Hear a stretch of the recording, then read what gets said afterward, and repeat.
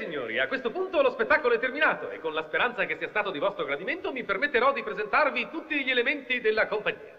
Un bel applauso per tutti quelli che hanno collaborato e con la fantasia trasferiamoci ora nella spumeggiante Paris! Tutti a Paris!